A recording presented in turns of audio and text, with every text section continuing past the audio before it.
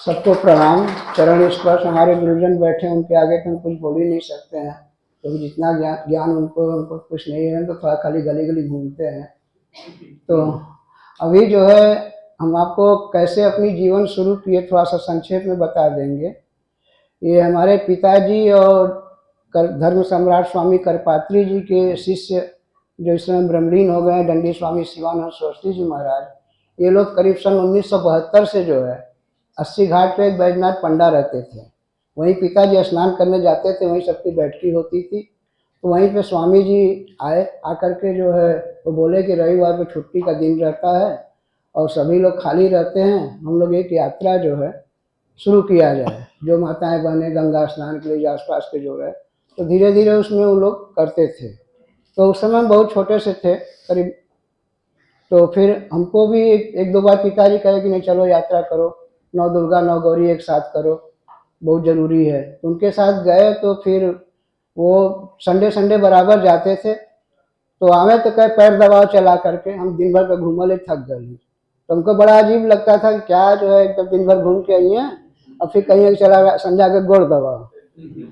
तो फिर जब हम इस यात्रा क्रम में जब आए तो हमको महसूस हुआ कि नहीं, पिताजी ने जो किया तो ये लोग बराबर करते थे, कुछ यात्राओं में जाते थे। तो सन करीब 94-95 के बाद से हमारे मन में प्रेरणा आई कि पिताजी जो कार्य कर रहे हैं उसको हम भी शुरू करें। हम लोग 5 भाई थे, हमारे मन में पता नहीं कहाँ बाबा विश्वनाथ की कृपा या जैसे भी समझ लीजिए, उनकी कृपा से प्रेरणा आई और हमने जो है यात्राएं शुरू कर दी। तो उस समय क्या था कि कोई फोटो स्टेट या सब उतना नहीं चलता, कंप्यूटर कुछ था नहीं, तो हमारी हैंड राइटिंग बहुत अच्छी थी। तो हाथ से लिख करके जितने मंदिर जो यात्रा हम लोग करते थे, तो हमारी मन में पता नहीं क्या शुरू से इच्छा थी कि जो व्यक्त कर रहे हैं कि जो हम कर रहे हैं उसको सबको लिख के दें, ताकि भाई 25 मंदिर यदि हम लोग गए, हमारे साथ गए, तो घर आएंगे तो भूल जाएंगे, घर वाले पूछें कहाँ गल्ला कहाँ देखला, तो क्या बताइए। तो इसलिए लिख करके अपने हाथ से देते थे। और देते देते देते देते हम बीच में हम गए थे केदार मंदिर के पास, एक दुकानदार था, वो इतना निकाल के दिखा कि गुरुजी बाहर से यात्री आए उनके तो सब लिस्ट देखौली, बेचारे बहुत भक्चक्का हो गई। इतना यात्रा हो था, इतना लिस्ट रख ले हुआ कि हाँ गुरुजी बराबर करावलन। तो करते करते जो है हम लोगों ने फिर शुरू किया। फिर हमारे अवधेश दीक्षित जी ने हमारे करीब 25 वर्षों से हमारे साथ जुड़े हैं। इनका बहुत बड़ा योगदान है, क्योंकि हमको उतना कोई जानता नहीं था, अपना यात्रा करते थे चले जाते थे। इन्होंने BHU में बुला करके राणा PV सर के साथ कोई प्रोग्राम हो तो बुला के सम्मानित करते थे। और राणा PV सर का भी बहुत बड़ा योगदान है, पिता के साथ यात्रा करते थे और हमारे मार्गदर्शन में बराबर जो है कोई भी चीज़ होता है, कोई गलती होती है, कोई चीज़ होता है, तुरंत पूछते हैं, उसका सलूशन बताते हैं। अभी माधव रटाते जी भी जो काफ़ी काशी पेज कर रहे हैं। तो यात्रा करते करते जो है हम धीरे धीरे जो है फिर आप लोग के साथ जुड़े। और ये 30 वर्षों में इसमें क्या है कि साउथ के लोग ज़्यादा काशी पे जो है वो करते हैं। साउथ यदि काशी के बारे में जितना अध्ययन करते हैं, आपको बताएं कि बहुत से ऐसे साउथ के यात्री आते हैं जो फ्लाइट से आएंगे और अपने शूज को उठा के बैग में रख लेंगे और काशी में नंगे पांव यात्रा करते हैं। अभी एक कनाडा से डॉक्टर आई थी हमारे साथ पिछले साल, वो आई मई में आई थी, वो पैर में उनके छाले पड़ गए, मना किए कि नहीं हमको ओंकारेश्वर और केदार अंतरगिरी करना है, नंगे पांव करेंगे। बाद में पट्टी बांध करके की, लेकिन चप्पल नहीं पहनी। कहीं यहाँ कण कण में शंकर है, कहाँ है कैसे हैं, हम चले जाएंगे, कितना हमको दोष पड़ेगा। तो हम काशी में जो है पंचकोशी यात्रा जो देव यात्रा बोलते हैं, वो काफ़ी जो है लोग साउथ के आगे करते हैं, यहाँ के लोग भी कर रहे हैं। और शिवरात्रि पे हमने एक दिन में 16 घंटे कंटिन्यू चल के किया है। 2-3 बार किए, उसके बाद हिम्मत नहीं पड़ती है, तो वो भी यात्रा की है। और काशी में जो है आपको 12 ज्योतिर्लिंग है, 56 विनायक हैं, 12 आदित्य है, सप्तपुरी है, 4 धाम है, 8 भैरव हैं, 11 रुद्र गणेश है, 11 रुद्र भैरव भी हैं। और आपका ये काशी जो है गोस्वामी तुलसीदास जी के द्वारा स्थापित 11 रुद्र हनुमान है। और आपका जो है स्वयंभू शिवलिंग है, 42 यहाँ मोक्ष लिंग जिसको महासिद्ध लिंग बोलते हैं। और काशी हमारा 3 खंड में है, जिसमें केदारेश्वर खंड, विशेश्वर खंड, ओंकारेश्वर खंड। केदारेश्वर खंड की यात्रा तो एकदम सब कंप्लीट है, कोई दिक्कत प्रॉब्लम नहीं है। ओंकारेश्वर खंड में भी कुछ विलुप्त हो गए हैं, लेकिन यात्राएं हो रही हैं। विशेश्वर खंड की यात्राएं की दशा एकदम जो है बंद कर दी गई, एकदम बंद हो गई, करने लायक ही नहीं है। हम लोग सर के साथ और पिताजी के साथ स्वामी के साथ 7 चक्र में करते थे। अब वो बहुत से मंदिरें सब हो गई, चक्र के हिसाब से हो ही नहीं सकता है। अब गिने चुने हैं भी, बहुत लोग साउथ वाले हमसे कहे कि यात्रा का है विश्वनाथ अंतरगिरी बंद कर दिए, जो कि बहुत जरूरी है। हम कहना नहीं चाहिए यहाँ की पारंपरिक चीज को एकदम नष्ट कर दिया गया है। व्यासपीठ तोड़ दिया गया, जहाँ से सभी यात्राओं का संकल्प शुरू होता था, संकल्प वहाँ खत्म होता था। हमारे व्यास जी जो है पंचकोशी करके आते थे अधिक महीने में, वहाँ बैठ करके जितने गढ़ हैं सबका संकल्प शुरू से नाम बोलते थे, आखिरी में नाम बोलते थे, भले उनको कोई दक्षिणा दे चाहे न दे। आज उनको सोचते हैं कितने कष्ट होता है बेचारू, कितना सेवा, आज सब खत्म हो गया है। विश्वनाथ अंतरगिरी पंचकोशी करने से पहले जो है विश्वनाथ जी की अंतरगिरी करनी चाहिए, वो खत्म हो गई। पंचकोशी करने से क्या आवश्यकता है, लेकिन लोग कर रहे हैं, क्या किया, मजबूरी है। दूसरी चीज उसमें पंच विनायक थे, मोह प्रमोद सुमुख दुमुख गणनाथ, ये सब शुरू और आखिरी में किया जाता था। हम लोग पहले साक्षी विनायक, ढूंढी राज और ऊपर ये 5 विनायक का करके माता अन्नपूर्णा का दर्शन करके विश्वनाथ जी का दर्शन करते थे। उसके बाद ज्ञान कूप पे संकल्प लेते थे और वहां से मौन होकर के मणिकर्णिका जाते थे, फिर वहां मार्जन करके फिर वहां से परिक्रमा शुरू होती थी और उसके बाद पुनः फिर वही कार्य लास्ट में करते थे। एक हमारे घर के बगल में केदार जी रहते, अंग्रेज हैं, वो हमको याद है अभी पिछले में पुरुषोत्तम मास में पूरी व्यवस्था के साथ, उस समय पासपोर्ट उसकी चेक होती थी, लेकिन हमने जा करके उसके साथ 2500 छात्र आए थे सब, उनको उसी नियम से पूरी पंचकोशी कराए। विश्वनाथ जी स्नान किए, फिर आकर के दर्शन किए, फिर मौन होकर के जाके वहाँ के जो है मार्जन करने के बाद फिर संकल्प किए, लास्ट में भी फिर वहाँ किए। वो सब खत्म हो गई है, अब कहा नहीं जा सकता है। और बाकी जो काशी 3 खंड में है उसमें विश्वनाथ जी को छोड़ के बाकी यात्राएं हम कराते हैं और लगभग साल में करीब कुल 45 यात्रा हैं, लेकिन साल में, वर्ष में रविवार के हिसाब से करीब 22-20 ऐसे एक साल में पूरा कैलेंडर हम बना करके निकाल देते हैं।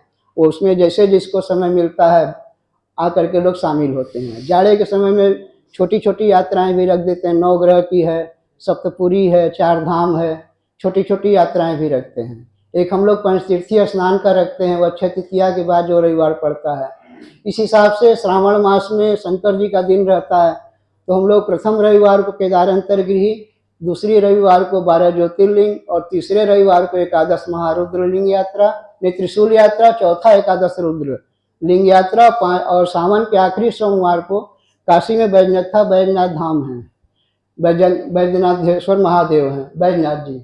तो जो लोग वहाँ नहीं जा सकते हैं बैजनाथ धाम पे, तो हम लोग यहाँ काशी में हरिद्वार का माने 80 से जल लेकर के बोल बम करते हुए बैजनाथा पे जाके जल चढ़ाते, उससे 10 गुना लाभ यहाँ पे चढ़ाने का है। तो ये हम लोग का परंपरागत यात्रा है। कुछ यात्राएं जैसे कार्तिक मास पड़ता है विष्णु भगवान का, तो उसमें हम लोग, हमारे स्वामी जी कहते रहे, शुक्ल पक्ष का बहुत विशेष तिथि होता है, तो शुक्ल पक्ष में जो पहला रविवार पड़ता है उसमें विष्णु भगवान की यात्रा कराते हैं। कार्तिक मास में, श्रावण मास में ये यात्राएं चलती हैं। उसके बाद भैरव अष्टमी को जो भी तिथि पड़ता है भैरव जी की यात्रा होती है। ये सब यात्राएं फिक्स हैं, उसके अलावा जो बीच में समय मिल जाता है और क्रम से छोटी छोटी यात्राएं कराते रहते हैं। और हमारा ये है कि बीच में अवधेश भैया या डॉक्टर साहब इन लोग ने भी शुरू किया, हमको बहुत खुशी हुई। कम से कम जो है हमारी यात्राएं लंबी लंबी रहती है, बुजुर्ग लोग नहीं कर पाते, दिक्कत होती है, तो छोटे छोटे पार्ट में दिखाया गया। उसमें भाई यात्रा तो क्रम नहीं है, क्योंकि हम लोग एक संकल्प लेके करते वो नहीं कर पाते हैं, लेकिन थोड़ा थोड़ा जो भी उसमें रहता है, क्षेत्र में जितने मंदिर हैं वो कराते जाते हैं, बताते जाते हैं कि ये देखिए जगन्नाथ जी हैं तो 4 धाम में आएंगे, ये अर्क विनायक है तो काशी के 56 विनायक में आएंगे, और ये लोलार्कादित्य है तो काशी के 12 सूर्य में आएंगे। ये कराते हुए चलते हैं इसमें, ताकि छोटा छोटा जानकारी होता है, यदि आदमी नोट करने नोट भी करता है, सभी यात्राएं हो जाएंगी। तो इसमें प्रथम भाग हम लोग का हो गया यहाँ 80 से जो है आदि केशव घाट तक जो है, उसमें काफ़ी अच्छा अनुभव मिला, ताकि लोग गली गली में, क्योंकि आप देखेंगे तो गंगा जी से और 80 से राजघाट वाला जो मेन रोड है उसके बीच में 65-75% मंदिर हैं घाट किनारे और गलियों के। अब इधर आ जाएंगे तो थोड़ा दूर दूर पे हैं, और आगे आएंगे तो और दूर दूर पड़ जाएंगे। तो पहला हो गया, सेकंड में हम लोग अभी वहाँ तक करीब पहुँचे हैं मैदागिन होकर के, अभी और थोड़ा सा बाकी रह गया है। फिर आगे चलेंगे तो थोड़ा दूर दूर पड़ेगा, मंदिरें कम पड़ेंगी, हो सकता है सब लोग न कर पाए, 3-4 मंदिर करना होगा। तीसरे चरण में जाके कुछ होगा। और यदि कोई किसी को कुछ पूछना ज़्यादा तो हम नहीं बोल सकते हैं, गुरुजन बैठे हैं जितनी कार्य करते हैं। और माधव भैया का भी कोई दिक्कत होता है तो हम लोग पूछते हैं। अभी इनके मोहल्ले में पंच विनायक है, दूध विनायक, घृत विनायक, मधु विनायक, सकरा विनायक, पंचामृत विनायक। एक दो में कंफ्यूजन रहा, दो दो जगह रहा, तो माधव भैया को फोन किए, तुरंत आए। हम लोग की तीर्थायन जा रही थी, उसके पहले जा करके हम लोग चेक कर लिए, एक ठो नया ही दिखाए तो एक ठो नया हम दिखाए। और ये समझ लीजिए काशी ऐसी अद्भुत नगरी है कि आज हम 30 वर्ष से कार्य कर रहे हैं, यात्राएं करा रहे हैं, लेकिन अपने आप को परिपूर्ण नहीं मान सकते हैं। अभी एक पंचमुखी महादेव का मंदिर है, हम लोग कुछ तीर्थायन में गए थे यहाँ मदनपुरा में। वो 5 मुख आपका पूरा परिक्रमा करेंगे तब दिखाई देगा। कई वर्णन कुबेर जी की पुस्तक में पढ़ रहे थे। हमारे स्वामी जी के पंचमुखी हनुमान जी है, बहुत पुराना है, एकदम मुस्लिम बस्ती में एक बनिए की दुकान है, उसके दुकान के अंदर है। तो बीच हम गए थे उसको फिर खोजने के लिए। एक दिन हम कई चक्कर गली का लगाया, कहा गया ना काशी ढूंढे प्रयाग मुंडे गया पिंडे, काशी ढूंढने के लिए घूमना पड़ता है। तो उस गली में हम कई चक्कर लगाए, मुस्लिम बस्ती था, किसी से पूछ भी नहीं सकते थे। हम बनिए की दुकान देख रहे थे, कहाँ है, तो उसी के में हनुमान जी बैठे हैं।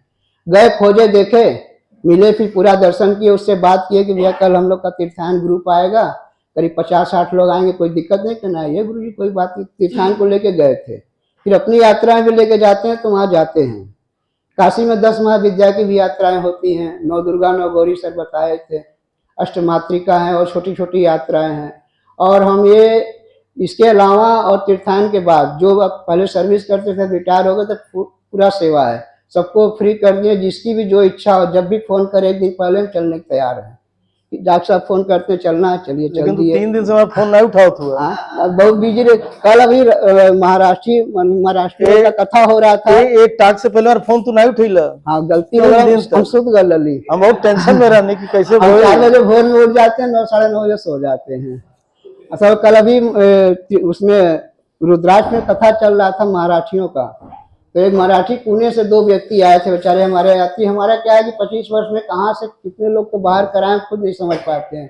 तो फोन आया, गुरु जी हमारे माई बाबू का रेगुलर वाला, उनके 2 लोग गए हुए कथा कहत हुन, कल कथा से खाने 2 बजे तो के पचकोशी करावे के हो।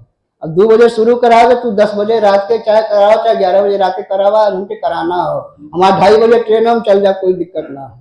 अब कल 2 बजे उनको लेके गए, किसी को मना नहीं करते, जिसकी जो इच्छा। अभी भी हम सबसे कहते हैं, जिसको जो भी काशी जानना हो, घूमना हो, हमारे साथ अकेले आइए, हम चलने को तैयार हैं। जो कुछ देखना हो, जितना जीवन है बड़ा आनंद है।